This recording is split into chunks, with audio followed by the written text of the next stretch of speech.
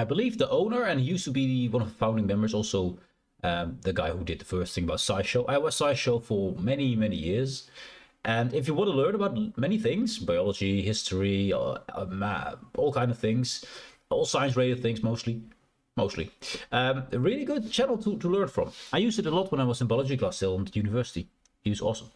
The way the news happens when Trump is in office is that there's so much of it that it is very difficult to keep track of anything. This is a problem I have with Trump nonsense. There's so much nonsense to dig through. It's very hard to find what did the guy always do. Because I don't follow Trump on Twitter or X or whatever the hell he's using. I don't. So I'm just following the actual news. But the things I see also, there's a perfect pause location. Look at this guy's face. This is why you should never pause on stream. Or you should. Maybe you actually should. Because what the hell? The face you make in between sentences is it's just hilarious, man. It's just great. Anyways, yeah, what Trump is doing is just so weird. It's just so many things of stupidity that's hard to wade through the nonsense. So this is a nice summary here. I've seen a lot of different people deal with this in a lot of different ways, but I've not seen them try to deal with it using the tried and true YouTube innovation of the tier list. A tier list for Trump. Yes, a tier list for Trump. Now, what I do want to do, because I want you to be able to see this and comment and stuff, so let's put it into... and green. And now I should type it properly without any spelling errors. I mean, I have some cables in front of me over my keyboard, so it's hard to type. Also, I'm better typing, but it's definitely the wires and not my typing that's at fault, of course. Of course. Obviously. You understand, right? Did I copy this? Dang it. Did I copy this? I hope it still works. It changed, so I'm not sure if it works. Let's see if it works. It works. John. One of the things... Cool. It works. Cool. And then we copy that whole thing.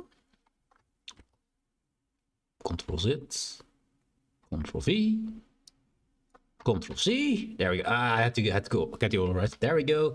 And I will pin that. Bam. And then we do the same thing in the YouTubes, so they can look for it themselves as well if they want to. There, it's pinned. Check. Also, why is my audio mix so much bigger? There we go. Whoever programmed this is a genius. Yes, I mean, I don't mind them changing this to make it look more sleek and stuff, but yeah, that should not be. I'm using the volume mix over here. I don't know what the time is here now, because this used to be volume mix over here, with straight above it, that thing. I used to watch a lot of anime. Correction, I watch a lot of anime, and you have sometimes the issue where you want to go forward and go past the whole song and dance at the start, because I'm not much to enjoy that. I just want to skip that. Problem is, then you usually also hover over the volume mix, and then the volume mix is in the way, and you mute it instead of skipping it, which is sometimes a bit of battle there. But yeah, this is definitely not good. It should be right above here at the very least. You know, it looks sleeker, but just yeah. Anyways, distractions. You want to explain to me all the ways that the Trump Liberation Day tariff story has been weird and wild and at times apparently unhinged? I will not be able to listen. However, if you create a tier list of the craziest bits of the story by level of crazy, I'm in. Unfortunately. By level of crazy. We have to make... He had to make a tier list for Trump's things in a tier list made by level of crazy. I don't know what measure he's using for that, but that's just awesome. There's so much crazy in there that just equals to make a little tier list of it. I think it's amazing. No one else was doing that job, so I find myself having to do it. As complete as I can make it the Liberation Day tier list of crazy. I'm going roughly chronologically here because I don't know how else to do it, so we're going to start on this Liberation Day in which the tariffs... The Liberation Day thing. It's obvious he wants to make his own holiday. Obvious. And he was thinking of Independence Day, it's the best one. So the closer you get to his Liberation Day, because people were confused in the end. In X amount of years, they were like, what's the difference between them? Oh, you know. were announced and they were all called reciprocal, which meant that our tariff rate would match their tariff rate. It was supposed to be reciprocal. Reciprocal. Yes, difficult word. So it was the idea that we put tariffs on America as Europeans, or the rest of the world, basically, because whatever is outside America is just not outside America. It doesn't really matter what it comes from. So apparently the outside of the world put some kind of arbitrary penalties on America, apparently, if you have to believe what Trump is saying. And he tries to put tariffs back which are the same amount as that we put on him. I don't think that's how economy works, though. I have to be honest, I don't think that's how economy works, right? How trade works. I don't think how any of that works. Which included tariffs, currency manipulation, and trade barriers. Wait, that's a nice... Tariffs, currency manipulation, and trade barriers. Now, tariffs is the thing that Trump is doing right now. He's putting tariff, you're going to pay X amount more because this is a car or whatever. And it's because from this place you pay X amount more. And also currency manipulation, which is... there is a thing about a certain tweet from a Trump guy, and that certain tweet was about this is a good time to buy. Seconds before he did something to change the stock market. He changed the stock market. That is currency manipulation, which he did there live. Which is, by the way, is theft. By the way, is theft and also illegal and stuff like that. And he just did that there because he's, well, interesting fellow. And trade barriers. I mean, trade barriers are, well, can be anything. Can literally be there is no road towards X, so we can't trade with them. Could be anything. But sure, can also be economic. That's the fun part. It doesn't. Everyone gets the resource from China, not from the US. So it's a snake that eats its own tail. True, because everything indeed is made in China. I used to work at a certain company, did my internship there, and what they did was they were making dyed cloth for a specific brand, and it was supposed to be the most expensive brand that there was. Let's not put a name to it. It was not for the Western world. It was for somewhere in Africa, but still, it was a very expensive brand of dyed clothing. And to make sure that the clothing dye looked handmade, which it wasn't, it was machine made, but looked handmade, was that they purposely put in little errors. They used what was it? Dye stamps, basically, but dye stamps that couldn't handle the force that we put on it, so it would develop cracks, which are mistakes, which are therefore handmade, and they sold as handmade for crazy amounts of money. You know, stuff like that. Yeah. The same thing happens with it's of course it's Nike, therefore it's definitely made in China, or all the other things are made in China. The amount of purses being sold for over $2,000 each, being made for $30 each. That kind of stuff, including everything. Also, we got another stupid bots. I hate bots. Can someone just you know say bots be gone? I have to report him because I have to do it properly. Bots. I know one likes those bots. Go away, bots. View bot seller. Luckily, you don't have to look at that, but I have to look at it and have to report all. Verification, check. Close and be banned. There we go. Hopefully we don't get too many of those. Anyway, market manipulation, trade barriers is how, are things that Trump himself does a lot. So that is so much against it is kind of weird, because he is doing it illegally in the face of everyone and getting away with it somehow, because he basically fires everyone who can hold him accountable. Yeah. Which of course would be very difficult to calculate for one individual country, let alone 200 different countries, and they solved that problem by simply not calculating anything. Instead, of course, we all know this by now, they took the trade deficit and called that the tariff rate, and then discounted it by cutting it in half for some reason. But even though we know that all of these countries do very different things, and there's all... So... They used to called that the tariff rate, that problem by simply not calculating anything. Instead, of course, we all know this by now, they took the trade deficit and called that the tariff rate. So the trade deficit they used and called that? And then discounted it by cutting it in half for... Why? I'm just confused. Why? The guy's in the White House. The guy's on a big chair and has control on all the levers of America. Most of them. Too many of them. And he can't find a single mathematician to help him with this, or economist who's actually capable at his or her jobs. What?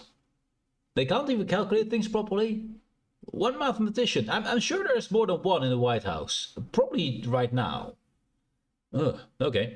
Some reason. But even though we know that all of these countries do very different things, and there's all kinds of different reasons why the trade deficit or surplus would be the amount that it is, they kept calling it reciprocal. So we're going to slide our little representation of reciprocal tariffs over here into E tier, because that's not crazy. It's just misrepresenting stuff in a dishonest way, which makes perfect sense if you feel like you can get away with it. And next... So... This is crazy. This is just lying. This is basic lying. That's the lowest bar we have right now. E is apparently just basic lying. And we can go all the way up to S, I believe. E or S? I think it's S. Of course, we're going to talk about the equation. So when the trade deficits aren't... Have you seen this monstrosity? With it. And next, of course, we're going to talk about the equation. This confuses me. I'm no mathematician. My magic in the math is poor. But this looks... the way this looks, it looks like it's made to look confusing. That's what it looks like, right? Delta time, delta time, delta. I know what delta is. That's the difference. Yes. Anyways, usually with delta t is just the difference in time from start of measurement to end of measurement. Anyways, yeah. This looks like it's supposed to be confusing, because I can't make heads or tails of this. Of course, you don't get to see any explanation around this thing in official things, what everything means. Because if I know what all these things mean, I can calculate things and then come to a, hey, conclusion, this works or doesn't. But this is just a really weird looking formula to me. Also, why is this above and below? So when the trade deficits aren't the same thing as tariffs thing was pointed out, the administration said... Delta time and I is inflation. They're trying to calculate inflation per time. That sounds awfully simple. That sounds awfully simple for a very complex problem. I don't think you can that easily do that.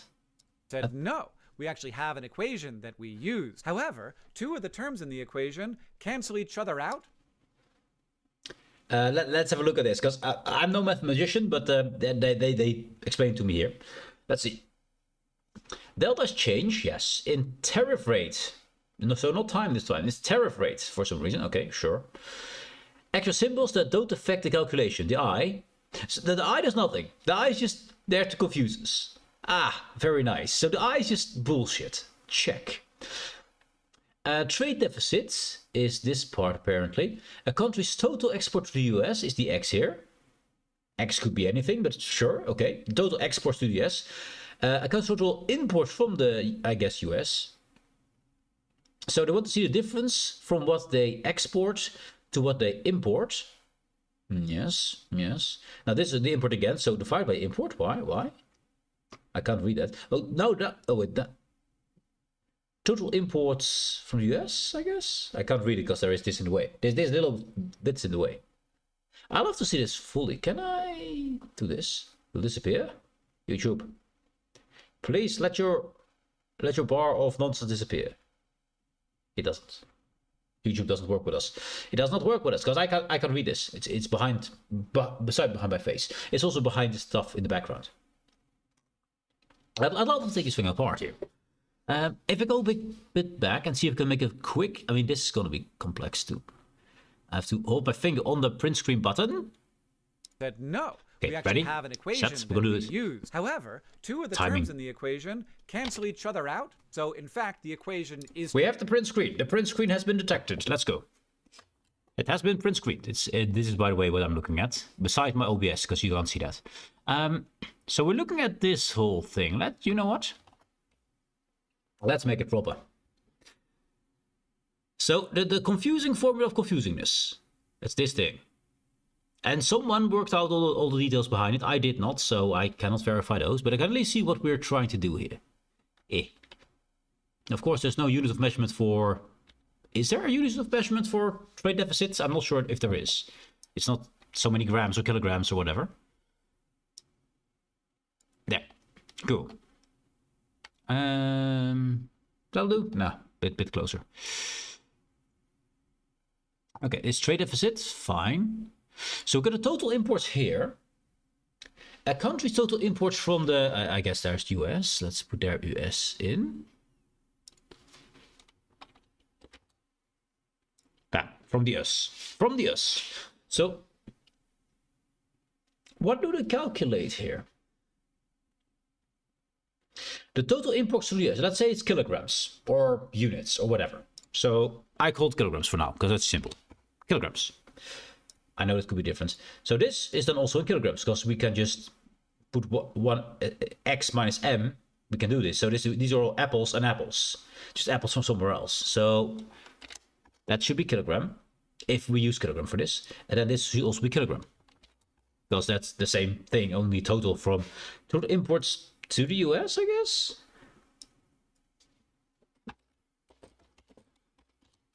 That's a question mark. I'm not sure. What total imports are these? I assume to the US. This is apparently bullshit. Define as 1. Okay, so that's bullshit. 1 times something is just something. You don't have to do that. So we're calculating the difference. So this is delta imports, basically. And in this case, you want your exports to be higher than your imports. Else you get a negative number, right? Yeah, if this is bigger, you get a negative number. And then you want to divide it through the imports to the US. This is gonna make a weird number, man. Because this number will always be a lot smaller than this number. So you get something like 1 divided by, I don't know, 8 or something, or 5, whatever. Divided, hello? Divided by 5. So you always get a very small number over here. And that will be your change tariff rate thing. Okay, this is a weird formula to me. But of course, I'm not a mathematician, so we'll see how it works out. I'm gonna keep that separated. Let's see what they have to say about it. Just the same thing as the calculation of a trade deficit, which is wild, almost endearingly crazy. I'm gonna slide that over into B tier, our first B tier crazy thing. But actually, we gotta clone this one. Let's pop them out because there's another crazy thing about this, which is that all of these wild, crazy letters, they didn't need to do that. Like this is a tau. For tariff, it could have just been a T, and I love that. And that's gonna have to be its own thing on the list. I'll just cut out the tau and just have that be the thing because we gotta slide that into A tier. So the formula itself is B tier, but that they did almost to make it more confusing to us for no fucking reason is A tier. Yes, I understand that. This is lying. This is lying with extra steps. Check. That's A tier crazy right there. Now we're actually going to do that again because this term here, they actually just swap these terms so you end up with a negative number, which doesn't make any sense, but that's not crazy. It's just bad math. So we're going to put that in E tier. Okay, I'm done with the equation, though I am aware that there are other things that people pick apart about this equation, but you're getting bored with it. Next on the list, there's a group of islands on the tariff list that does not contain people. It is populated. They put on tariffs towards islands where there are no people. There's only birds. How the hell do they get 10% tariffs against the US somehow? If there's no one who lives there who knows what money is. And then, of course, they somehow put a counter of that. So they basically said everything is 10% tariffs. But normally, the tariff rule, at least what they stated first. I mean, how can you call it a rule, right? Where's my paint? Paint, come back here. I need you. I require your services, Paint. Come here. There. So if I follow it correctly, what they claimed, of course, and all the nonsense. Also, you know what? I should do this differently. Yeah, that one. Fill, solid color, hue, black, bam, bam. Oh, it's not that. I mean, that'll work. There we go. So I'm not flashbang you too much if I can avoid it. There we go. No, okay. So if I'm not mistaken here, they had these tariffs, the whatever, reciprocal.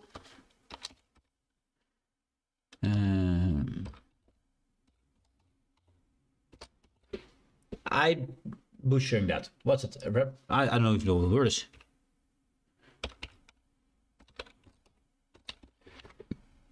Oh, there it is.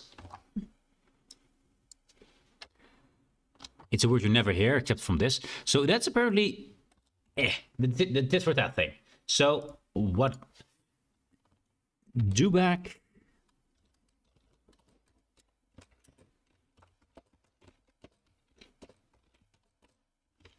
This basically do back what they do to us. Basically, that's the idea. It's not correct, but that's the idea. It's wild. So apparently, shall I call them alien tariffs? I mean, we don't have aliens, but you know, alien tariffs maybe? Is that the word we're using? I'm going to use alien tariffs. I can't type it here for some reason. There we go. Alien tariffs. And then we just, alien tariffs are, let's say, a number. Say 50. Just a number. Just some random number I pull out my ass.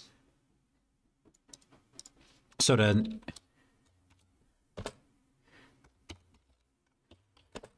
should then also be 50, right? If they're reciprocal. I need to learn to speak the word properly. Reciprocal. If they are that, then they should be like this, right? Because then left is right, and that should be fair. But then for some reason they say no. They say no. Let's take this one and big red. They say no to that. They use apparently this then. So I have to make it white again.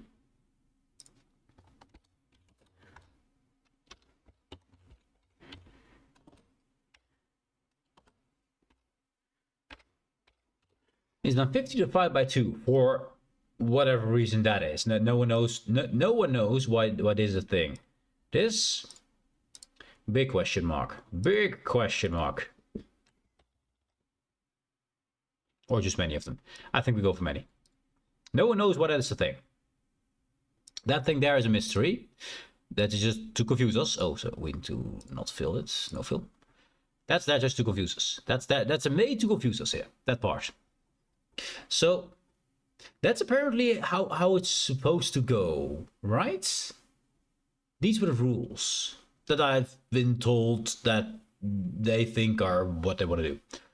Then how do a bunch of birds who have no tariffs get some 10% tariff while the tariff from them is also 10%? This should be 5% according to their own rules, but they don't follow their own rules. So even if the birds put a 10% tariff on the US somehow, magically, they grow thumbs and they actually make tariff. Birds with thumbs, oh no. Oh no. Scott, can you imagine? I can imagine it now. The article could be made of birds suddenly growing thumbs and just starting to make tariffs. Oh no. That would be awesome. That would be great. Anyways. So, the imaginary 10% tariff that we apparently get from stupid birds do not get divided by 2 for whatever fucking reason, because we don't know what the reason is for this, but it doesn't happen to them. So we get the same tariffs. I'm at a loss, man. They don't even follow their own fucking rules. Because these were apparently the rules they stated, right? I mean, this is hilarious. It is sad that it's actually happening, but it's also hilarious. What the fuck is this? What the fuck is this? It means tariffs are a discount. Oh, discount. Oh, of course. In other words, we get money out of it. We import from the US. Ooh, now that's interesting. You have sold me a fucking big ass PC, because I'll take a PC and money. Yes, please. Yes, please. Holy shit, man. This is just utter confusion, man. What the fuck? Yeah. Okay, and we're not done. This is just part 2? I think there's a lot more coming. So, yeah. What the hell? It's already a gold mine. Entirely by penguins. This seems to... Penguins. With thumbs. Just be a mistake. But it also indicates that, like, not a huge amount of attention was being paid to something that has really tremendous global consequences for Americans and also everyone else. And let me tell you, this is the sad part. I need more tea for this. I need more tea for this. What the fuck? Yeah, wait. So, first they lie, which is apparently not insane. Apparently that's normal. It's Trump. It's lying is normal. And then they have terrorists from birds, somehow.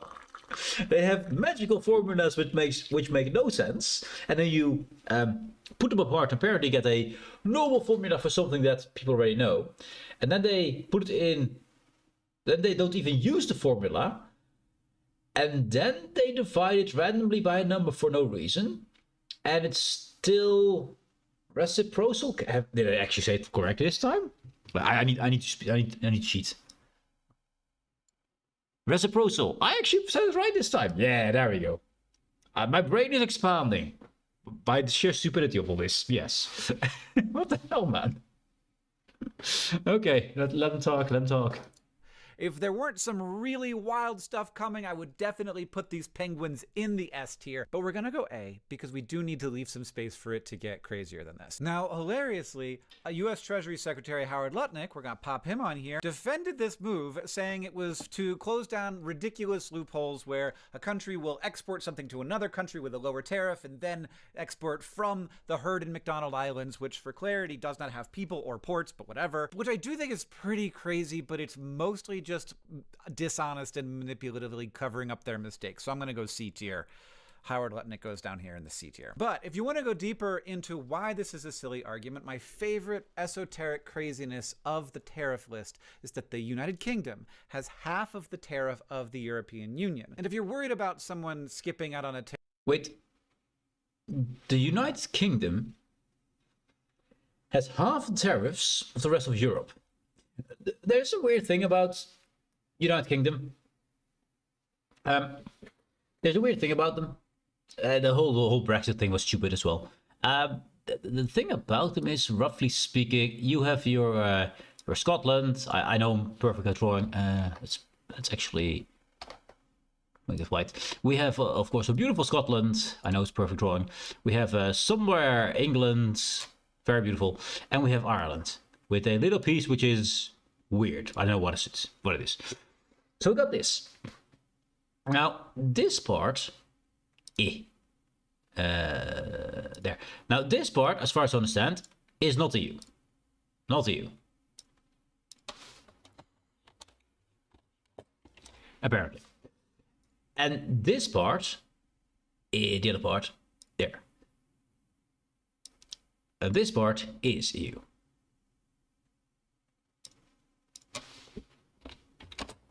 And I believe this part is EU too, but it doesn't matter for this thing. But this little bit here, this little slice here, is apparently part of England, I believe, or Scotland or something, and that is then not EU. So things can travel from here to there into the EU with no borders or any kind of crossing. So whatever you put in England can go into the EU through a bit of a weird way without any tariffs or whatever. Without any border controls, any border passes, whatever. Also the other way around. So England is weird in that way.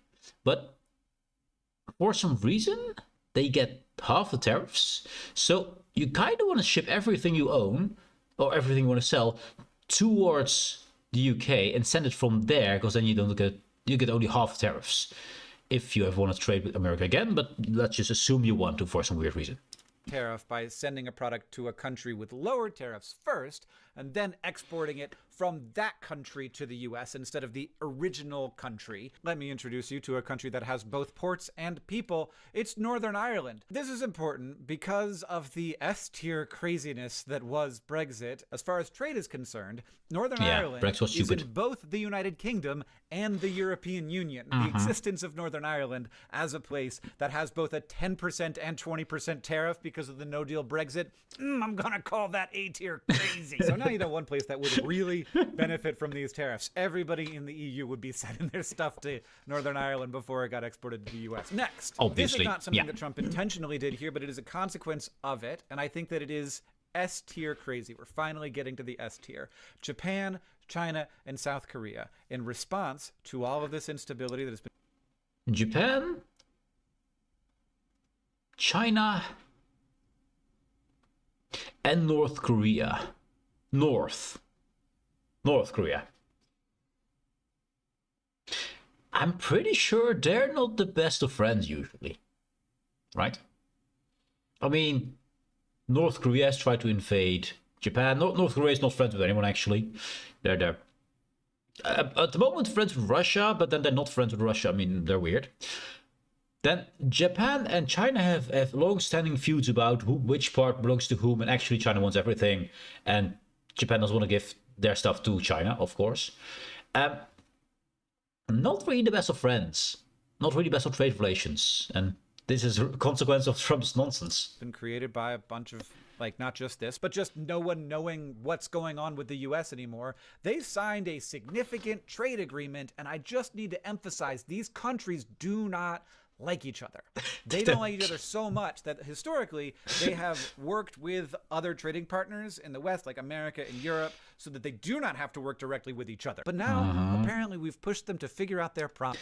To clarify, Korea tried to invade Japan, not... Korea tried it, not North Korea. Since they split up, they keep their toes relatively still. Fair enough. Then I was wrong with that.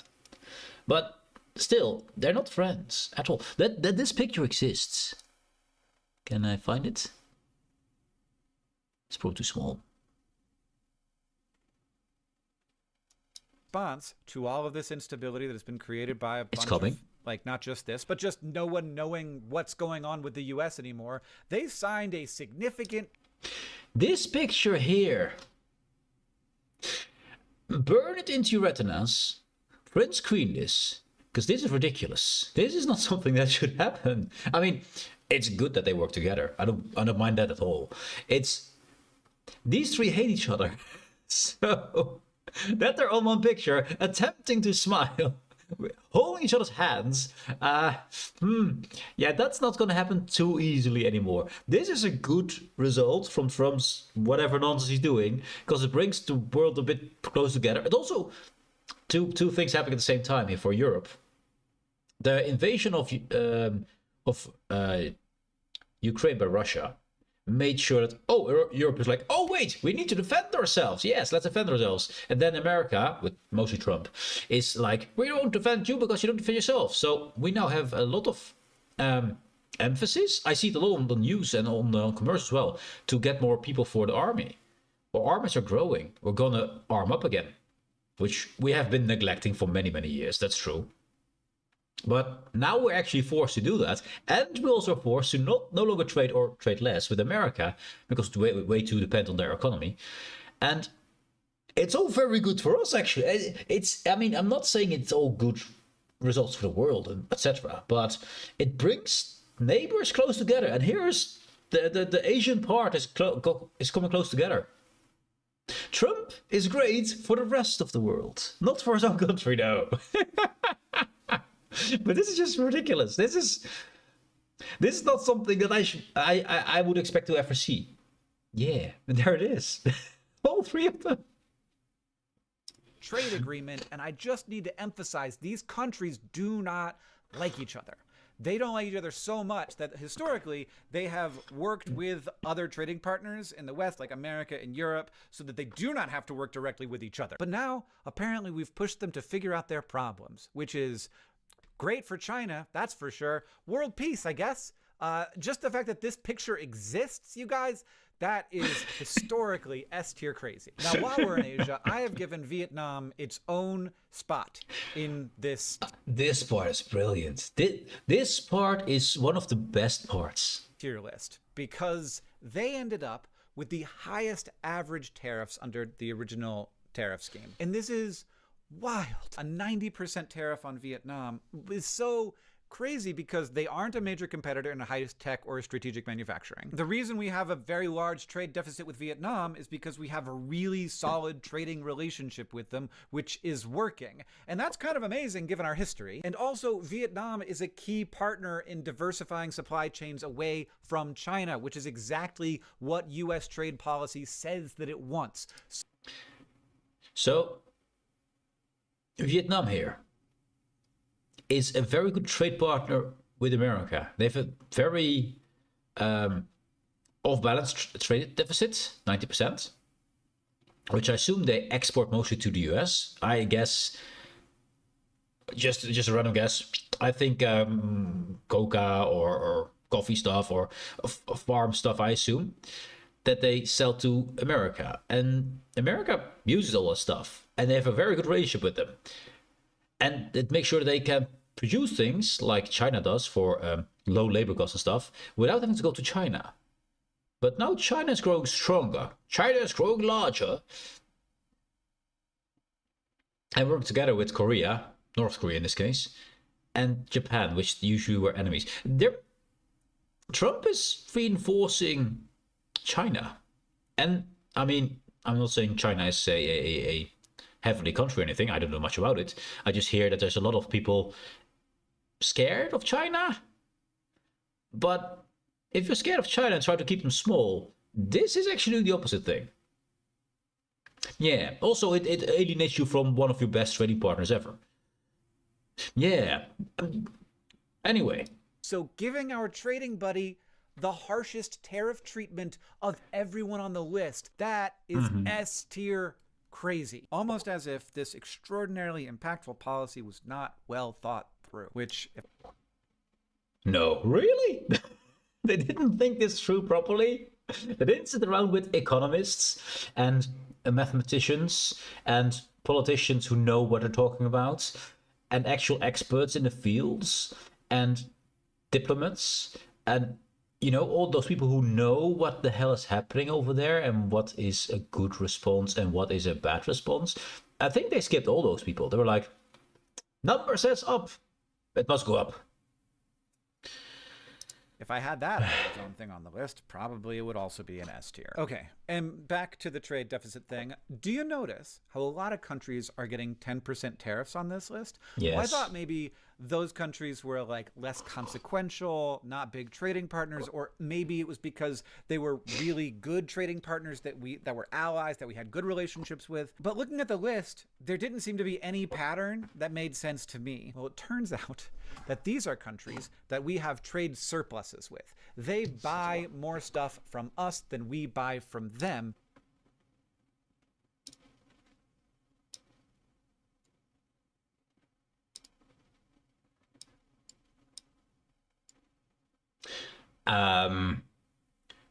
They buy more stuff from the Americas than Americas buys from them. That's exactly what they want. That is, they should give those people money, right? According to this weird thing, they should basically give those people money. But they still they still tariff them. They still punish them. It feels like Trump wants America not to trade with anyone. I mean, that's what it looks like he's trying to do, that no one wants to trade with America, because it's unreliable, because of leadership. They need to pay tariffs, which no one wants to, and is arbitrary. And it's unreliable as hell, because he goes in and forth with opinions, so it's absolutely unreliable market to go into. He's making America less and less of a good trading partner. And people are looking more and more for any other trading partner. Look at the picture of the three guys from Asia. Any other trading partner than America. Any other. And yet, we're still saying that their base rate is 20% and we're going to have that to 10%? Like, that's S or A. I'm going to call this A because it is crazy. But it's not, like, everything that's S tier on this list is just so weird and ridiculous. Speaking of close trading partners, the United States, Mexico, Canada agreement, which is the trade agreement that replaced NAFTA, which Trump tore up to do all these new tariffs on Canada and Mexico. That was signed in a previous Republican administration. Oh yeah. Donald Trump's first term. Here he is. Yes. He did it himself. He trashed his own work. Yes.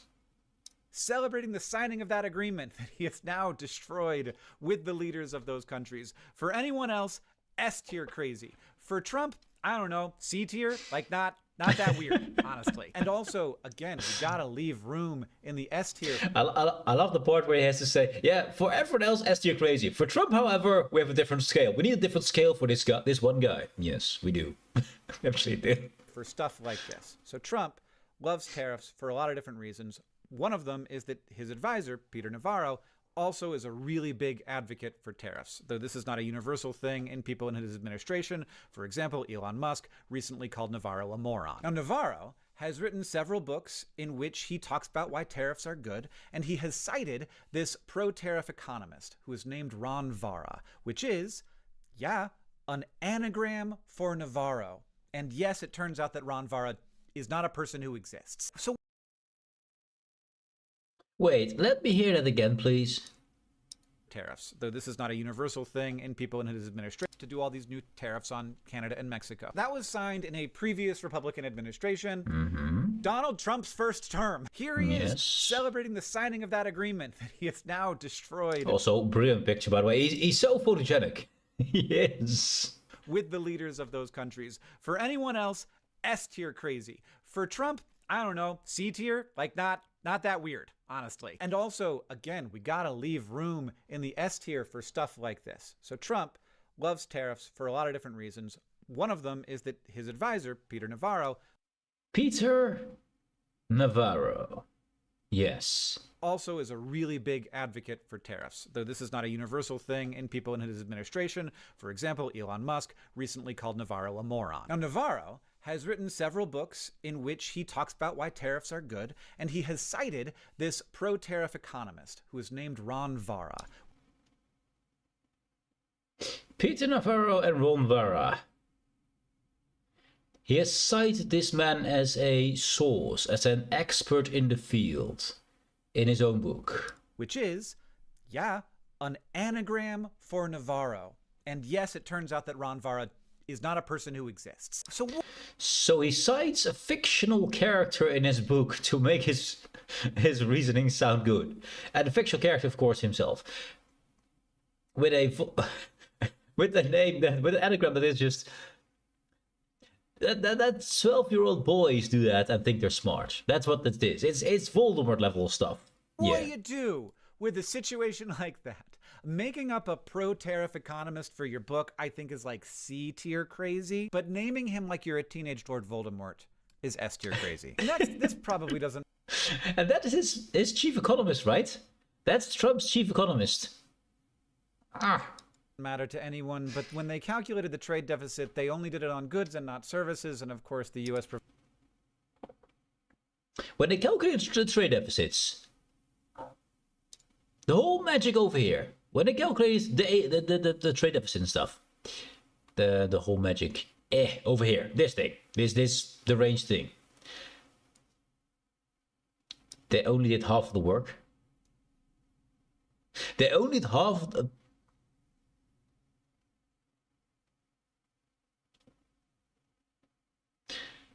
What? Provides a lot of services for places elsewhere in the world. I think if you're going to calculate a trade deficit, you should include all of the things that we do, but whatever, we're going to put that in D tier. Also going in D tier is the cost of living is the thing that got Trump elected, and of course putting a giant tax on a bunch of things is going to increase the cost of living, but like, what? I don't.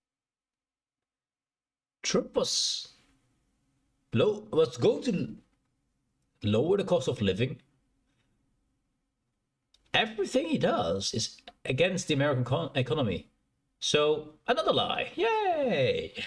Don't know, but I feel like weirdly, even though that was of course the most important issue in the election, it is no longer the most important issue, and it's not something people are thinking about very much, which, okay, we're just gonna put that in D tier. But this next thing I think does matter. The reasons Trump has given for the tariffs are contradictory. So of course it would be fine to have multiple reasons for doing something, but not if one of the reasons makes it impossible to do the other reasons. So Trump has both said that the tariffs are going to be a thing that lasts forever and are going to like raise a bunch of money to help pay for his tax cuts. And I've heard that it's going to pay for things, going to make people rich, non-snot and stuff.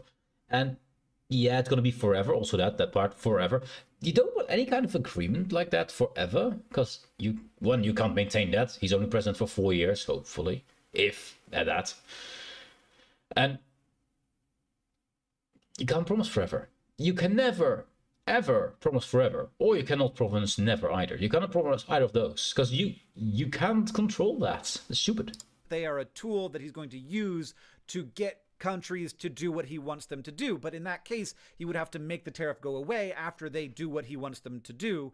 And then they would not be raising money for his tax cuts. And in the same way, bringing manufacturing back to the US is a contradictory goal to using the tariffs for, a negotiation purpose, because then you have to let the tariff go and then manufacturing doesn't come back to the US. And manufacturing especially doesn't come back to the US if no one knows what is ever going to happen. Manufacturing doesn't really go anywhere because everybody was waiting around to see what happens next, which is a thing that we will get to. But the fact that the reasons given for the existence of the tariffs are not just like a list of reasons, they're a list of reasons that all contradict each other. I'm going to put that in. Yeah, contradictions that's kind of funny thing about Trump. I greatly enjoy it when he puts out a tweet or says something.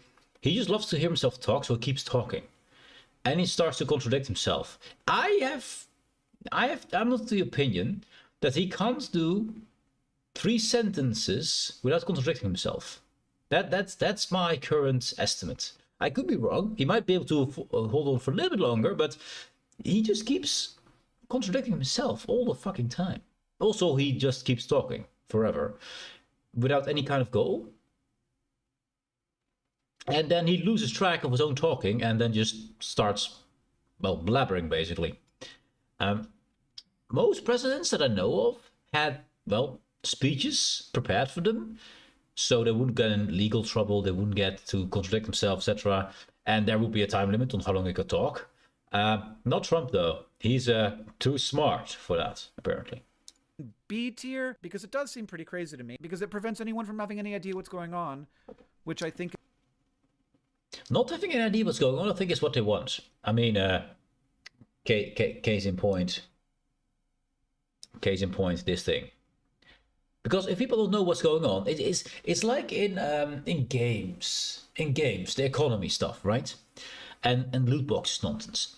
You have to get an amount of money, which you have to convert into in-game currency, which then usually are used a few other in-game currencies which you also need to get to obfuscate how much actual money you're pumping into that system. It's to confuse you, to make sure you can't see it properly, and therefore you overspend or you do wrong things because you do not see the consequences. This is a way to get people to spend way more money on things than they should, even more than they want to do themselves. Confusing people is nowadays a whole business, because a whole lot of businesses only run because people don't see how much it costs or how much it is. Or confusing people is the name of the game nowadays. Unfortunately, it's really awful.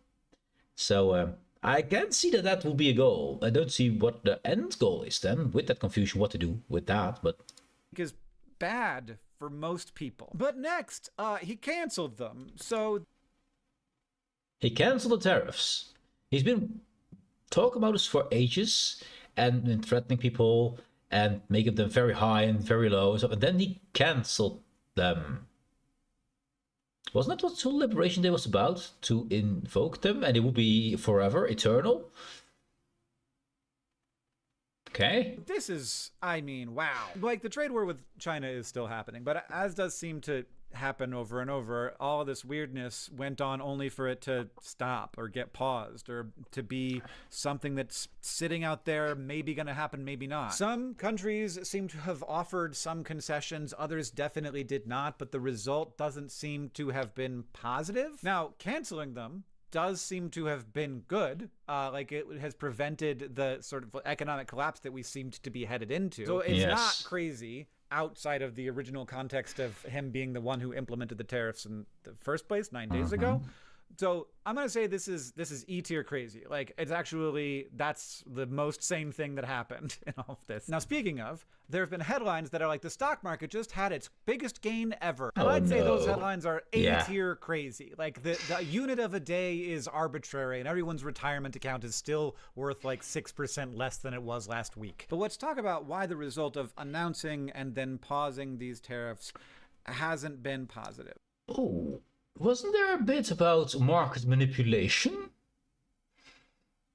in the whole tariff things that was to counter market manipulation, right? Yeah, that part. Remember that part? Like, despite the tariffs probably going away, why have trillions of dollars of value in the stock market evaporated since April 2nd? And the first reason I'm going to give you is stability. So everything thrives on stability. I run a couple of businesses. Together they have around 100 employees. One of those businesses is import sensitive. One of them is not. But right now, both companies, including the one that isn't particularly sensitive to imports, have a lot more hesitation now than they did a month ago around investing in new product lines or new shows or whatever. Not just because we are unsure of what tariffs are going to be like, but because we're unsure of what the economy is going to be like. It's messy. It's really hard and confusing right now, and it's easier to sit on capital in an environment like that rather than make investments that you think are probably, but maybe not going to pay off.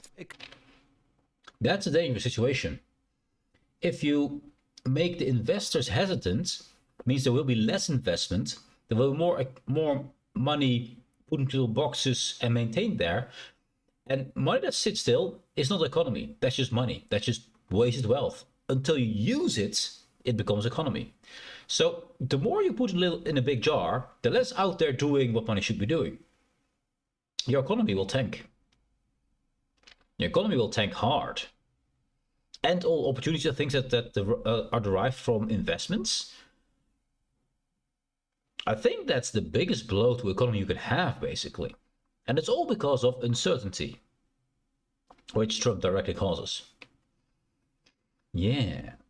Economies thrive on stability, including the American economy, and the current environment of intentional instability is bad. If it were being done for a purpose I understood, I think that maybe I'd get it, but for me, intentional introduction of instability in exchange for everything being put back the way it was a week ago for no apparent gain is S-tier crazy. And the same thing goes for trust. Now, President Trump believes that trade deficits are somehow the same thing as, like, not just losing money, but being stolen from, even though obviously we as a country consume more than many of our trading partners because we have a lot of people. We're the third biggest country, and those people consume a lot. How many people do live in America?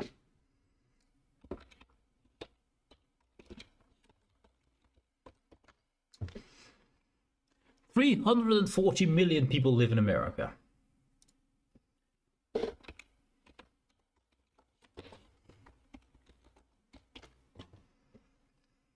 $17.8 million people live in the Netherlands over here. Can I put it next? There we go.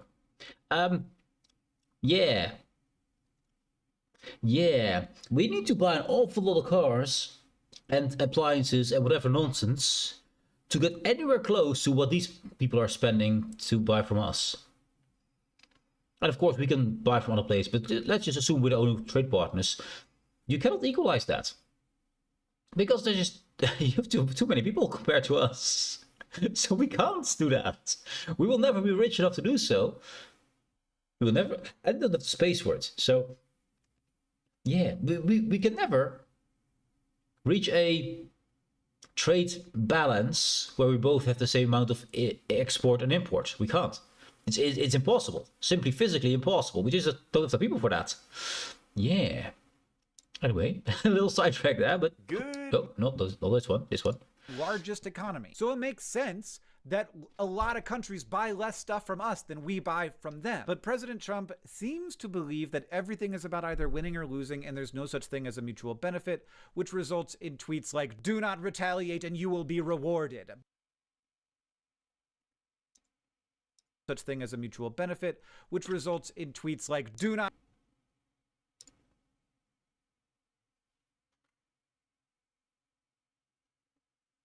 It says the White House, and at the White House, I can't guarantee that's Trump. But, one, it's all caps. That's one. Two, do not oppose your overlords and we will throw you a bone. That's how it sounds like. It sounds like someone talking to slaves or someone talking to people he or she defines as lesser. It's like someone talking to a dog they don't like. All caps as well. This is official. What? This is stuff they... Wow.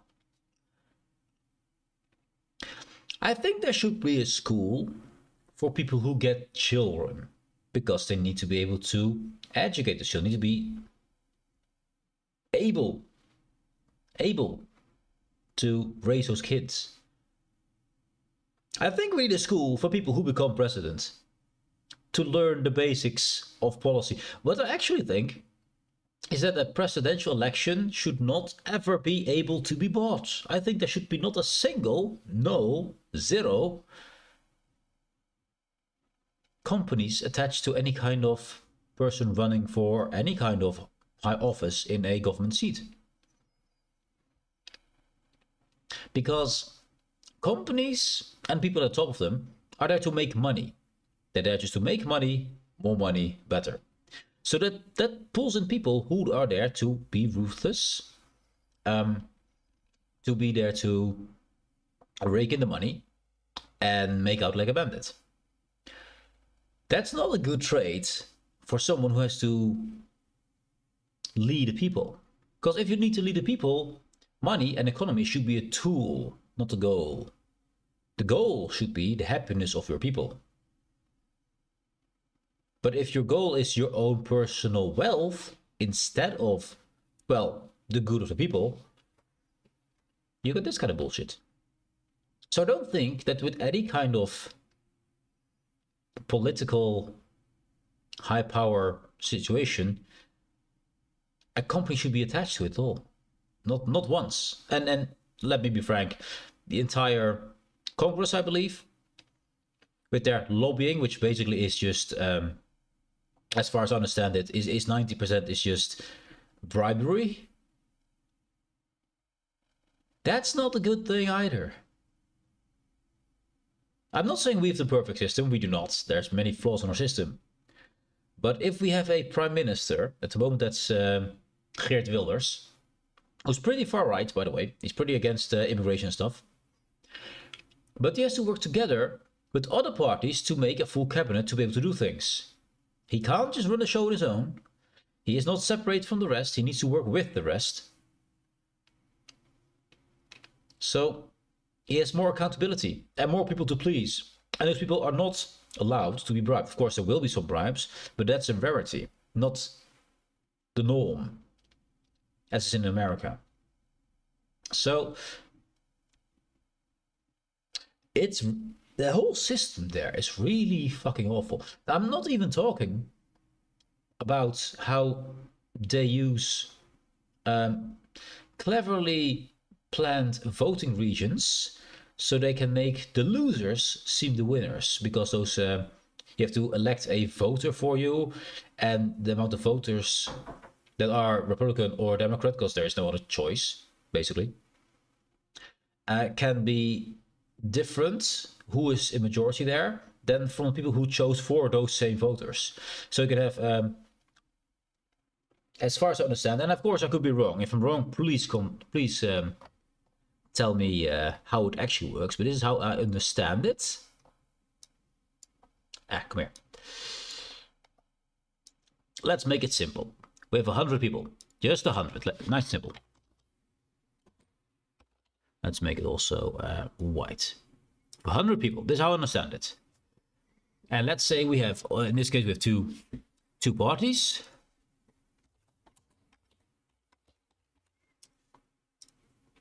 And we have 5 vote people. 5 vote people. That's what we have. So that would make Democrats and Republicans. That's what they have. They have no other options, basically, as far as I understand it. So these are the parties. There's 3 guys here. There's 2 guys here. And they can make. Let's see. And these guys need to choose between left or right. So you got. You have to go for each separately here. There we go. And let's say it's just equalized vote. So they all have 20 voters. They all have 20 of them. Let's see if I can do it properly.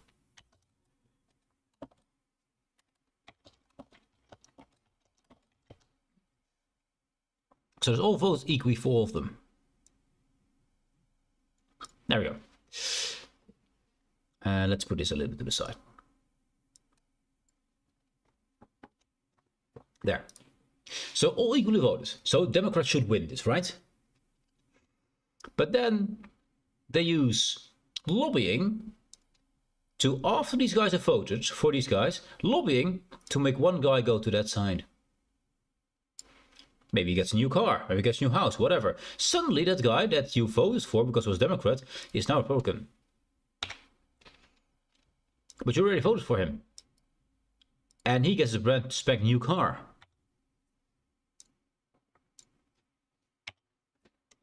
And suddenly the Republicans win here.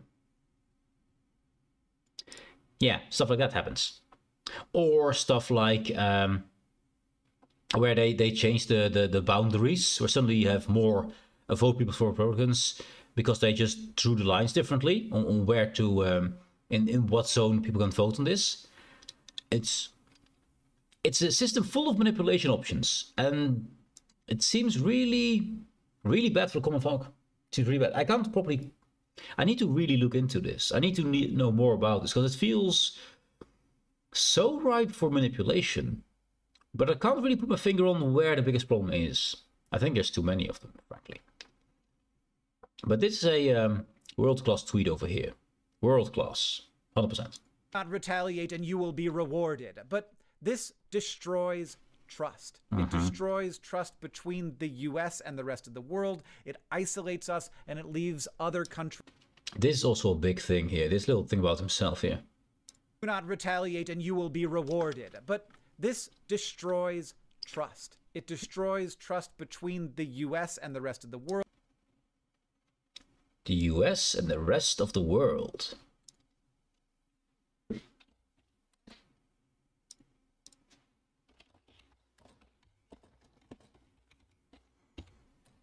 This is being used way too often. This is a really, really, really, really, really bad thing. Let's put a minus there.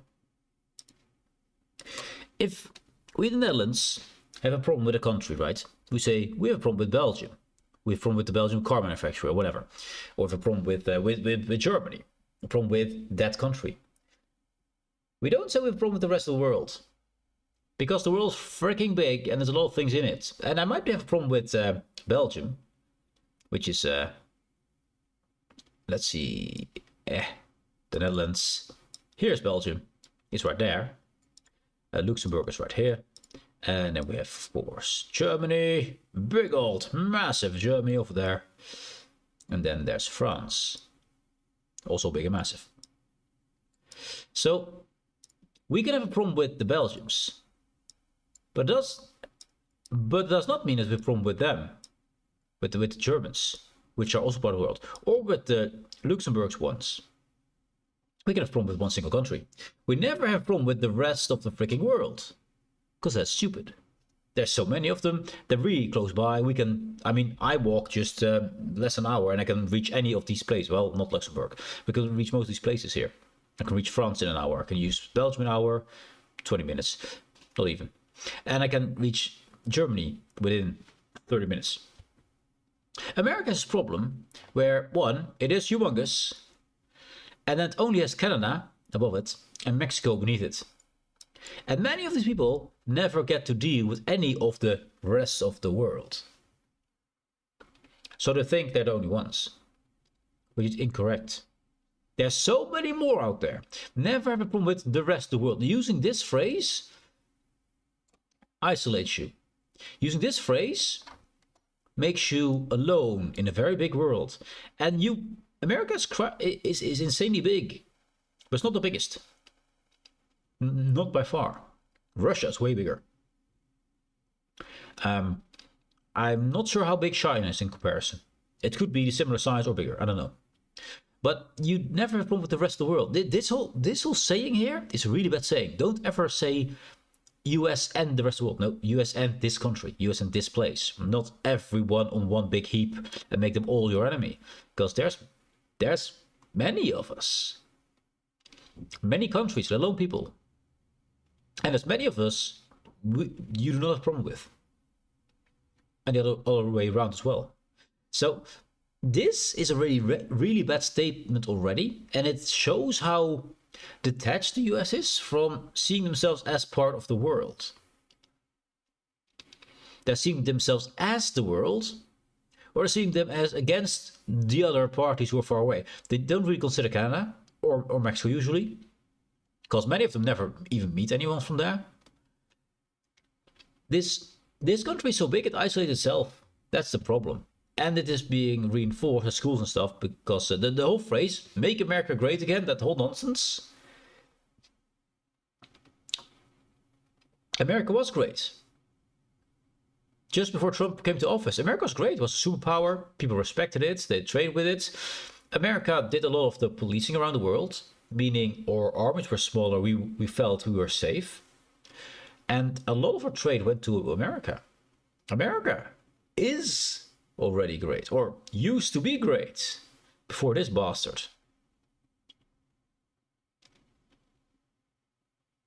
How much greater can you make America? You can't. You can dream for utopia, that will never happen. It's ludicrous. And things like this irk me. Because this is a really, really bad sign. If you talk about your country versus the rest of the world, you have done something wrong already. From the basics, you're wrong there. And that is just... I can't comprehend how bad that is. Because if you use phrases like this normally, that means you already separate yourself. It's the whole Democrat-Republican thing, where you have to be either one or the other. You have to be with us or against us. There is no gray area. There is no, hey, we both agree on X thing. No, enemies and enemies roar. That's what it is. That is wrong. You need a lot of parties. So you can say, I'm a bit more with that. I like this as well. These have good points. And you make a amalgamation of them to see, hey, that's where I fit in. That's where my opinion fits in best. Two is bad. Two is bad. We talked about this last time, by the way. Where the whole, for the hiring thing. If you have a table here and you are trying to get hired. This is the recruitment guy. They usually want you to sit on opposite side of the table. But then you have this, automatically, you have this antagonistic view of each other because you're opposing each other. You're looking at each other and, hey, he's the enemy because he's opposing me. They're counter each other. They don't work together. If you, however, position yourself over there and sit next to the person, now you're working together. And you have literally the same outlook on the rest. So you can both work together to solve the problem that is out there. Never be on the exact opposite of someone you want to get something from or you want to help out. This counts in dates, this counts in getting jobs, interviews, stuff like that. But this is an automatic response for someone who is directly in front of you, facing you. That's a challenge. That's not a corporation. You want to be next to someone. You don't want to be in front of someone who's looking directly at you, because that's a collision course, literally. And America, because it only has two options, it's either Democrats or Republicans, it's always a us versus them mentality. There's way too much us versus them mentality. Also, funny that this word is us, not just US. It's also fun, because already inherently, that acronym already makes inherently us versus them. The psychology goes wrong here on so many freaking levels. It's sadly no surprise that this is happening. It's sadly no surprise. It's just ludicrous how bad it's going, but it's sadly not a surprise. Anyway, let's keep going. It isolates us, and it leaves other countries in an opportunity to come in as a more trustworthy potential partner. Degrading the long-standing trust that the United States has with much of the world destabilizes the global economy and much of the rest of the world again. Weakens our strength in the world, and then or strength and the world once again separated.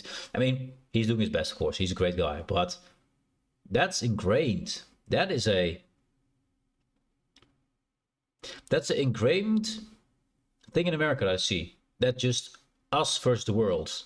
Always us versus them. Postponing the tariffs, just like he's done a bunch of other times with other tariffs, just makes it look like no one can trust anything we do. This is S-tier crazy. Okay, we are at the second to last thing. Just before canceling the tariffs, Trump posted to his people on Truth Social, "This is a great time to buy." Oh, yeah. There we go. There we go. Also, his awful picture. Make himself to the United States flag. He's trying to manipulate people more to think that he is America. That's what he's trying to do here. This whole thing is just making him look like he is America. So therefore, whatever he says is correct. He even signed it to make sure that we all knew that it came from him. One assumes that when he posted this, he knew he was about to make the market go up by 10 or 20%. This is so gross. It's basically saying, hey, use my social media platform that I own, and then when the stock goes up, I get richer, and I will help you do insider trading. I don't know if people understand this, but insider trading is theft.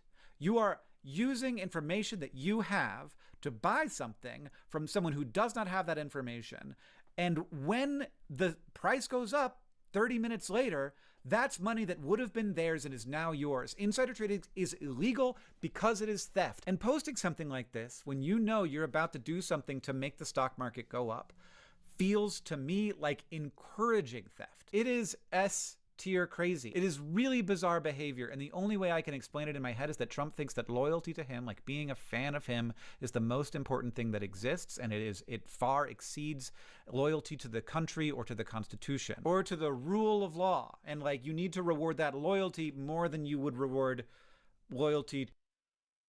Something else I notice. I hear a lot about the Constitution. Constitution here, Constitution there. Fifth Amendment, Fourth Amendment, whatever they called. There's so many of them. We have a grondwet. We have a constitution.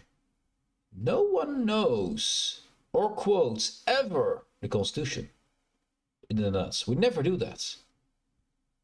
Because it's the basic rights we have. We don't need to quote that. We have that. Why do we need to quote things like that? Why is it so important to know the constitution? Why is it so... Why are people so focused upon the law? I mean, if you're a lawyer or if you're a judge or stuff like that, then obviously you should know about it. But the normal people that even use that word in normal speech is baffling to me. That it baffles me. Why? What do I care that you have the right to bear arms? You have weapons. We know it's allowed. Why do you have to say it? That's America, of course, not here. It's baffling that it has to be brought up all the time. I don't understand why. To the rule of law.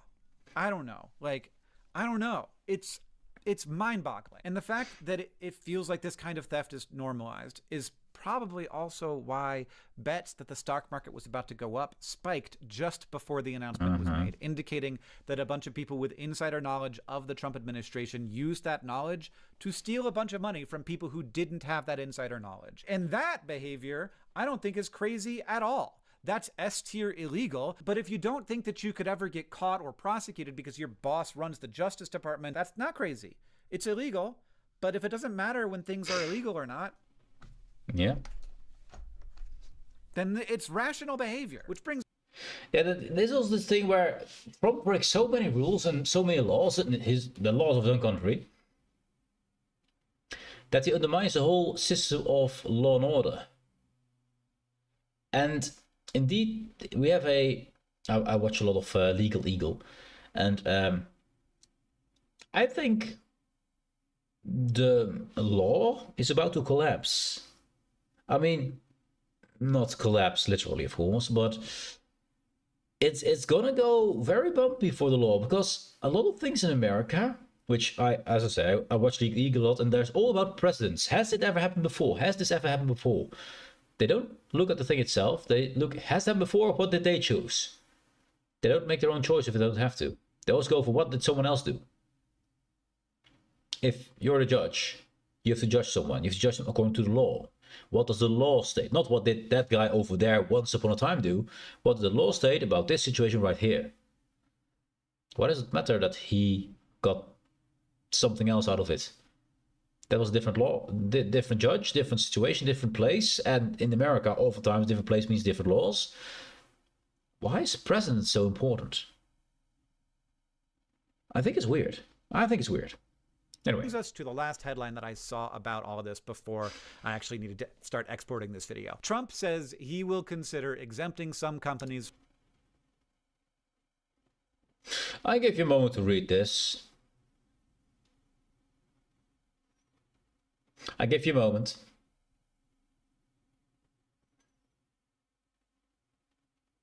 Trump says he will consider exempting some US companies from tariffs. Trump says he will consider exempting some US companies from tariffs. He will choose those US companies who are, of course, most loyal to him, like the insider trading we just saw. He will choose those companies who are doing his will. He is making an oligarchy right now, right here, by changing the laws, in this case the tariffs, to suit the ones who are supporting him. I don't think you can get much clearer than this, that he's trying to become the oligarch, the forever ruler. And people will do his bidding because he can change the law.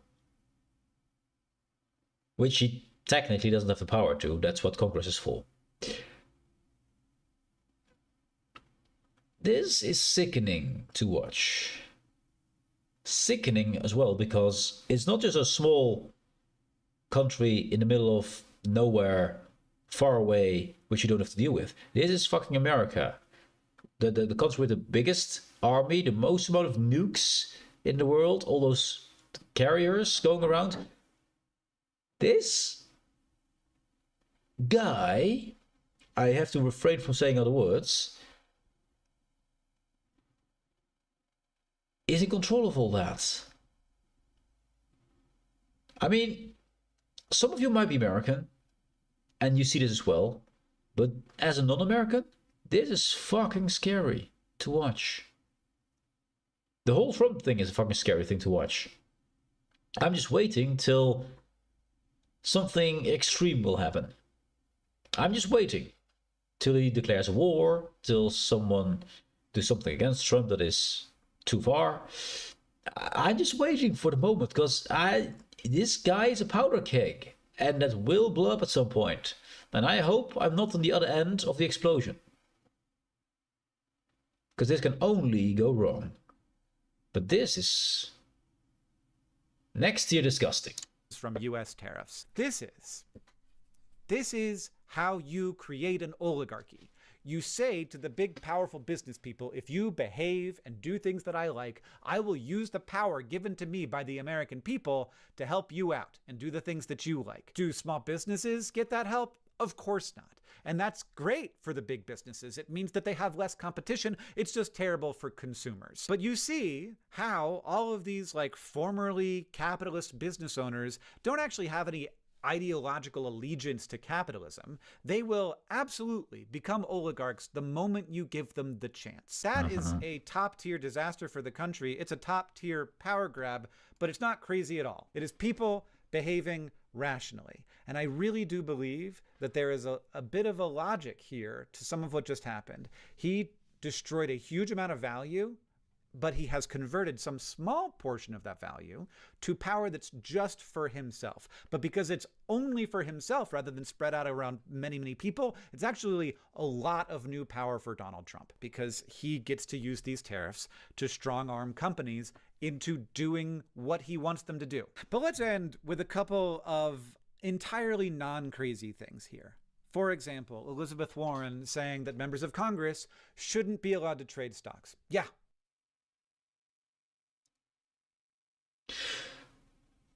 No lawmaker in Congress should be able to own, buy, and sell individual stocks. We need to ban congressional stock trading, and I've got a bill for that. That's already a law here. I think an addendum should be no lawmaker in Congress should own a company. They cannot be a company owners either. Because that's, both these things would start this kind of nonsense where you can make an oligarchy of a, well, at the moment still 3 people.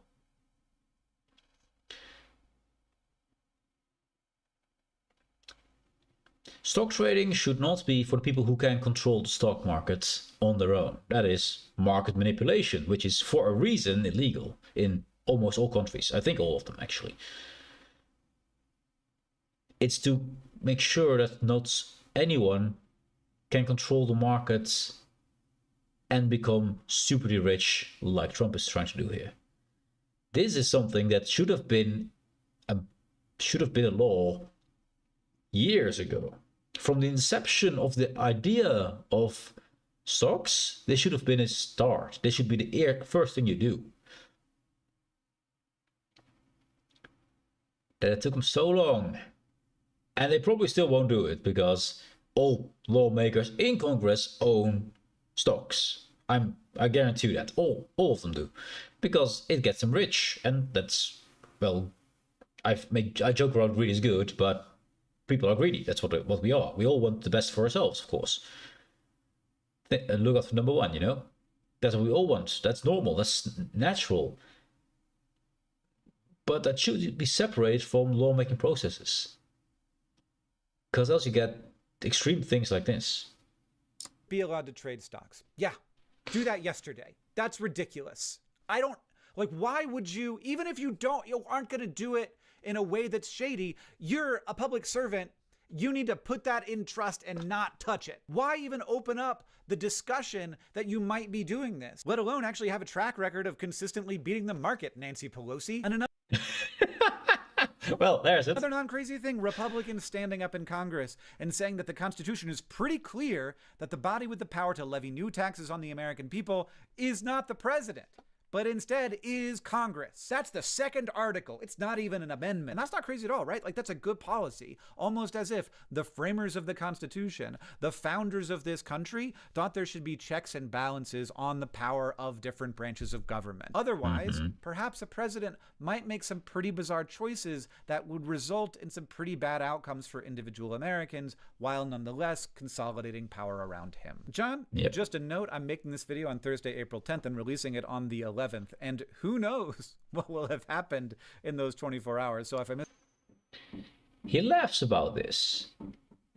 But this is a genuine concern, because this is anti-Trump stuff, obviously, with proof, with all kind of text we can actually look up.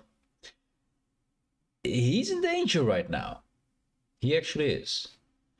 I'm a bit further away, and I'm reacting to his content. I'm not making the content, so I think I'm kind of safe, but he's in danger right now. Because now people start zipping his way. Because he is a pretty big guy. He has 3.98 million subscribers, this guy. And many more watch, because people tend not to subscribe for whatever reason. I don't know why, but it's only usually 5 to 10% subscribe. So if you haven't yet subscribed to me, do it now, please, because I'm pretty sure you haven't. Because the chances are so low. But yeah, he's actually putting himself in danger right here. This is a dangerous situation. Miss anything, I'm not surprised. Also, John, thanks to you and everybody who's been working with you on going to DC to lobby Congress to continue and escalate the fight against the most deadly infectious disease, not just of today, but of all time. We can and will still do great things as a species, and that includes one day having people not die of preventable diseases. You're amazing. I'm proud to be your brother, and I'll see you on Tuesday. This is about tuberculosis. That's this guy here, his brother.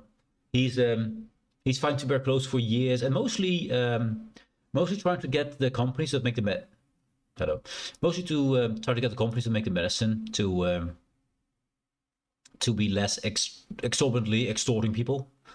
And yeah, it's tuberculosis can be treated, but we don't. I don't know why. We annihilated, what was it? Polio, the pox. We annihilate both of them, except the pox are still alive and well in a laboratory in Russia and America. But beyond that, it's annihilated, it's gone from the planet. We remove those. We, as a human species, remove those. So why not tuberculosis, which is the deadliest disease out there? It is the deadliest disease ever for humans. Why is it still there? We can treat this with injections and stuff. We have the tools. Why not? So this guy is amazing, but that's beside the point. This is about the Doge and not cutting government spending. This is about, once again, the politics stuff in America. I just want to point out this tuberculosis thing, because this guy is really, really good at fighting tuberculosis, and he's making significant changes in global policies, actually, to fight the disease. He's amazing. He's awesome. Just so you know. Anyways, let's go with the second video about Doge. Morning, Hank. It's Tuesday. So I think one of the broadest misconceptions about the U.S. government at the moment is that the Trump administration is cutting the size of the federal government through the Department of Government Efficiency, or DOGE. In fact, in each of the first 3 months of the Trump administration, despite mass layoffs of federal workers and mass cuts to foreign aid and science research, the federal government has spent mass cuts in foreign aid and science research, mass layoffs, and the results of all those people putting to the streets, no longer having any kind, or no longer having all that research done, no longer having all those those aid packages going out. What has it done? Spent more in 2025 than it did in 2024 or 2023. Also, the margin is going up, not down. In short, the federal government is getting bigger and more expensive, and the federal deficit is also increasing. So if you're arguing that Doge is good because they're cutting the deficit and spending, or you're arguing that Doge is bad because they're cutting the deficit and spending, in both cases, I just disagree with your presupposition. And yet, at the same time, it's true that tens of thousands of people are losing their jobs, and there have been severe cuts. Now, this is a big number. Tens of thousands of people are losing their jobs. Tens of thousands of people are losing their jobs. Can you imagine losing your job? What would it do to you, to your friends, to your family? That would be one person losing their job. These are tens of thousands going through that. That's a pretty horrible thing. The numbers are big, and they usually make it's so many, it's a number. These are real people losing their livelihoods, their houses, they get divorced, etc. They lose their children, maybe. That's all gone for a lot of people. 10,000. to foreign aid and science spending. So what's going on here? So first, it's important to understand how the federal government actually spends its money. So yes, tens of thousands of employees of the federal government have been laid off in the last few months, but all federal employees combined only account for about 5% of US federal government spending. So even losing 10% of them, which is far more than have been fired thus far, would mean only cutting the budget by about 0.5%. The same is true for cuts to things like foreign aid and USAID. Altogether, that only accounts for about 1/2 of 1 cent of our tax dollar. So they cut a lot of high numbers of people getting fired, stuff like that, but actually has done nothing on the grand scheme of things, a drop in an ocean, to lower government spending, which is the whole reason Doge was started in the first place. At least that's what they claimed it was for. George W. Bush's program PEPFAR that has saved tens of millions of lives, all the money for the Global Fund that fights HIV, malaria, and tuberculosis. The global funding against HIV, tuberculosis, and malaria, that's all been cut. Tuberculosis, all of USAID, etc. All of that is only about 0.5% of the US federal budget. Cuts to it do not meaningfully matter to overall federal spending, but they are very politically divisive, which means they get a lot of attention, which makes it look like they're significant cuts. So look like it is. Once again, deception. Once again, they're trying to make it seem like they're doing something while actually not doing anything. It's economical politician. It's economical politics, yes. U.S. federal spending looks like this. We spend about 21% of all federal money on Social Security, our retirement plan for seniors. Another 15% goes to Medicare, our national program to provide health care for seniors. 13% goes to national defense, 13% ludicrously high, by the way. Goes to Medicaid, and 13% goes to interest on the debt, which will be going up again because we are spending more money and also taking less in. So right there, that's 75% of federal spending. Benefits for veterans are another 6%. Unemployment benefits, retirement benefits for federal workers, nutrition support add up to about 11%. USAID and much more fall into that 3% of other, and so even very minor increases in spending for big ticket items like defense mean that the US is spending more in 2025 than we were in 2024, despite hollowing out scientific research and foreign aid and other minor spending categories. The things we're cutting just aren't very significant. I mean, the things they're cutting are not very significant. They are highly significant scientifically speaking. They save millions of lives. They prevent millions of deaths. Either way you want to look at it. And that's what they're cutting budget for, but not for a ludicrously large military, which they don't need at the moment. For what were the other things? There were many other things. This is the Social Security. So basically, if you finish your work, pension, stuff like that, important. Medicare is important. National defense, this could be a lot lower. This could be a lot lower. The interest rates, I don't understand how the whole that works in America. It's a weird concept to me. I don't understand it, so I cannot say anything about this. Yeah, there is not much you can cut, actually. If I look at this, the most important thing, Medicare is important, health is important. I don't know why they're different, don't know. Yeah, the national interest needs to be reduced, I guess. That's probably important. But I don't see anything that's not entirely needed except national defense. We have, I don't know if it's of GDPs, I don't know if the percentages are actually accurate compared to this. But if it is on GDP, which I don't think it is, we are umming and ahhing about spending 2% of GDP on national defense. And the number is probably not the same, but I see a 13% right here. You can deal with a little less there. You can cut that in by even half, and I still think you would have the biggest army in the world still. I'm pretty sure of that. So, why cut the survival of hundreds of thousands of people? Why cut that? Weird. It sounds like a big deal because people think it's a big deal, but it's down there in the very tiny things over there. This is where they're cutting, not with the big ticket items over here. They're cutting right there. Yeah. saved tens of millions of lives and fueled research that saved tens of millions more, but I mean, they're not like expensive. Also, we're collecting fewer taxes, which is another reason why the budget deficit and federal debt are increasing faster than... They're also getting lesser taxes. Then why not tax the companies? They have a lot of companies who have way too many tax benefits compared to the average Joe. And the companies can carry that cost. They can. They just don't want to. That's it. But that's the problem by having Congress members and the president themselves being company owners and having stocks and stuff like that. They want their companies to be worth more. So less taxes means more money in your company, right? Yeah, I see a trend here. Than they were last year. Now, there may eventually come a time when there's a cut to the overall federal budget, but we haven't seen that yet, and frankly, we're unlikely to see it as long as everybody is focused on these tiny, tiny categories of spending. Like, you're just not going to get there by firing federal employees or canceling politically divisive small projects like heating support for low-income families or whatever, because there just isn't enough money in them. Instead, we are cutting things to make it look and sound like we are cutting things. This isn't like serious austerity being implemented by Doge to bring down the debt or deficit or whatever.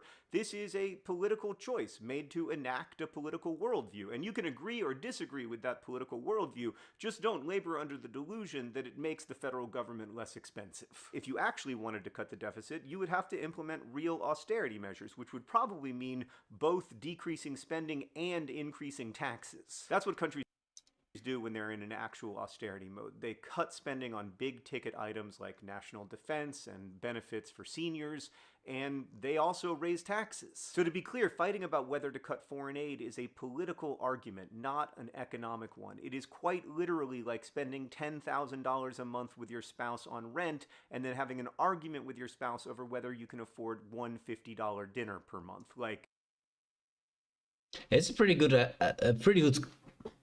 what do you call it, comparison, because it's the dinner would be something you talk about for a long time and it's special, so therefore you pay more attention to it.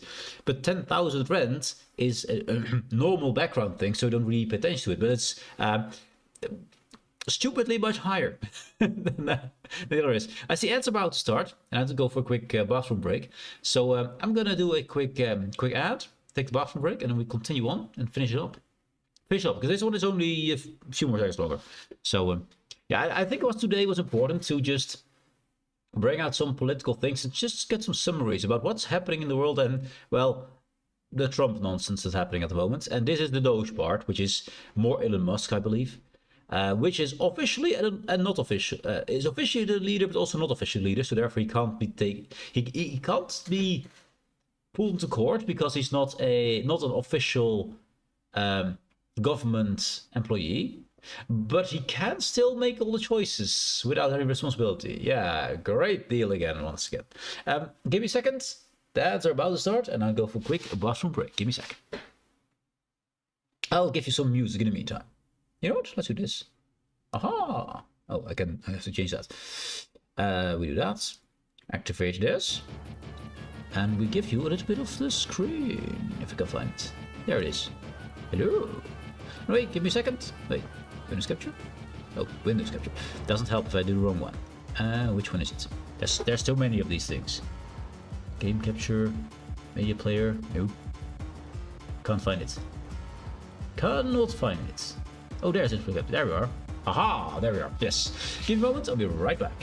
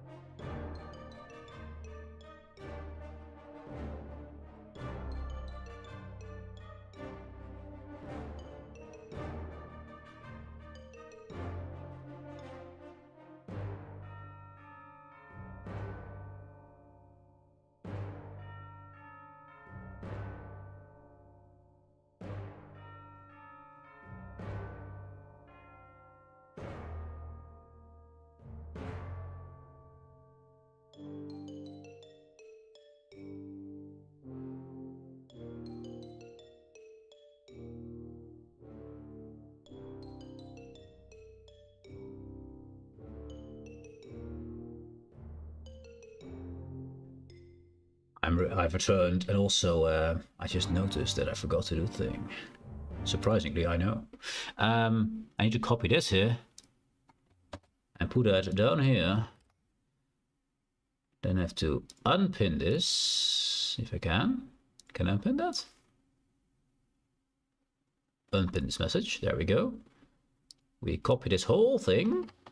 I put it in for both videos now. There we go, and we pin that. Ta-da! Now I know it doesn't work for YouTube. I have to actually make a separate new pinned comment. I don't think you can get two comments in there. Two pinned comments. I think it will be too big.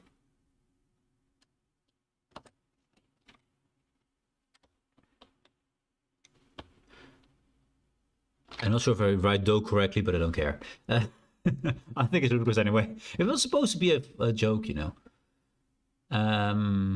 No, put them both in. That's fine. Then we unpin you, and we yeah, that's fine.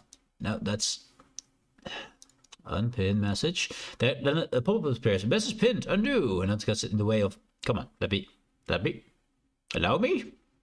Go down. Down, boy. Yes, this one. That one, yes, and we pinned that message from, there it is, John Green, there we go. Hey, gameplay, dude, I do, man. Sing the song. I forgot to pin this video about government spending, which they are trying to defeat by cutting in the wrong places. I think it was just something that, it was a good accompanying video with all the Trump nonsense happening with, yeah, more lies and deceits. Surprise, surprise. The world's wild. It's absolutely wild. The problem is not the dinner. So I just think it's important to understand that... Music. Great music, but at the moment we need to listen to this. It's more important. By the way, Kemploy, hope you have a good lunch, man. It's about lunchtime for me. I'm hungry. Anyways. Distractions. Cutting foreign aid and science grants has not led to a reduction in overall government spending. In fact, overall government spending is going up. And indeed, cutting foreign aid and science grants cannot lead to a meaningful reduction in government spending because it's just too small a percentage of government spending. Hank, I will see you on Friday. Now, while I was failing at making tea, I failed. While I was failing at that, actually, let's... Magnify. Oh, wait. During holidays, weekends, I usually eat late, like 6 p.m. Oh, that's pretty late. Yeah, that is late. But then you can eat with your significant other. I will say. I'm not sure if you're married. I don't know. Yeah, these were some, I think, pretty important videos to talk about. Actually, let's do magnification. What I'll talk about is. Camera quality is it's my phone, so it's gonna be a bit iffy. It's what I have, unfortunately. There we go. Bigger sizes, mega Asmo. Here he is. Behold the beauty. Anyways, the quality's ass. I know. Sorry about that. I just don't have any better cameras. I can't afford one. So I thought these videos were important. I thought it was important to share to. Mostly for the John Green movie at the start, the John Green video, because it just summarizes a lot of very important things that happen in America right now, and they have impact on my life here in the Netherlands, and very likely your life in wherever you live. So I think it was important to share that. It was just important to put down how many things are happening under that person, and then to add to that also the Doge thing here with this, which is Elon Musk mostly. Both manipulation, both hurting the Americans more than anyone else, but hurting the rest all the same. And I think it is dangerous to have people like those in charge, though. I think it's dangerous. And I'm pretty sure there will be, as I said, powder keg. At some point, something will happen. Something must happen. It's just a question of what, where, and who. So, yeah. I hope we can keep smiling about it and keep laughing at his imbecileness, and hopefully he gets sued so much that he actually has to care about the court orders, but doesn't seem like to go that way. So be careful out there. Take good care of yourself and enjoy Easter. And that's what I'm going to say about this. Well, no videos I will talk about, but that will give you a ban on Twitch if you show these Camploy, you dirty, dirty man, you. A dirty mind is a joy forever. Also, great minds think alike. Anyways. Anyways. Yeah, I think it was important to share this today. So, I did. So, a bit of deviation from normal games. I will do more games in next week and stuff. But when I find something that is, I think, geologically important, I try to share it. And it's usually by watching many other people. Maybe I should do one of the guy over here, Legal Eagle. I watch him a lot. And he has a lot of good stuff. But, well, I'm not that knowledgeable about the law in America. And I don't live in America, so I don't really care about the law there. But he does make a lot of very good statements about what he's, you know, no trial, just prison, things like that, you know, which is in his case probably not clickbait, probably not. Anyways, I'm gonna wish you all a very merry Easter. Yeah, it's Easter weekend. Yeah, Easter. So make sure to find your eggs, to paint them, and hide them again for others. Yes, and look what you can employ. Find them, paint them, hide them again. Yes, and have fun with your family. Have fun. Enjoy the Easter bread. We usually have Easter bread. I want it. Anyways, and do not get sick on chocolates. Yes, that's an order. Anyways, thank you for watching. I hope you had fun. Hope you enjoyed it. I hope it was mostly informative, and that you got to learn a few things. I mean, I didn't know all details myself, so I made some mistakes. Also, I need to throw this one away because it's worn down. I've gone through my... I like this sweater. Oh, I just have to throw it away. Once I can afford new. Anyways, thanks for being here. You were awesome. And see you later. Goodbye. It's so weird to see me as Mega Asmo, man. It's so weird. Big screen me. And this quality. No! We have a classic Austrian breed for Easter. Austrian bread for Easter. I was like, Austrian breed? What? A breed? Are you breeding something? No, bread. What do you call that? Spice. Not the June spice, but spice. The yellow, sugary middle you have in those long breads you have in Christmas. Oh, that stuff is delicious. I hope it's in there. Anyways, I'm hungry. I need to eat. It's time for food. Once again. Cheers. Else I'll never get my food, right? Let's see. Where's the thingy? Where is the thingy? There you are. There is the thing. I do the music now for you because I do not really know why I would. But I'm doing it. But let's stop that because I probably get DMCA struck for my amazing singing, of course. So have this instead. Go find those eggs! Yes. No context, just that. Perfect. Perfection. Perfect ending, boy. You're awesome. Anyways, cheers.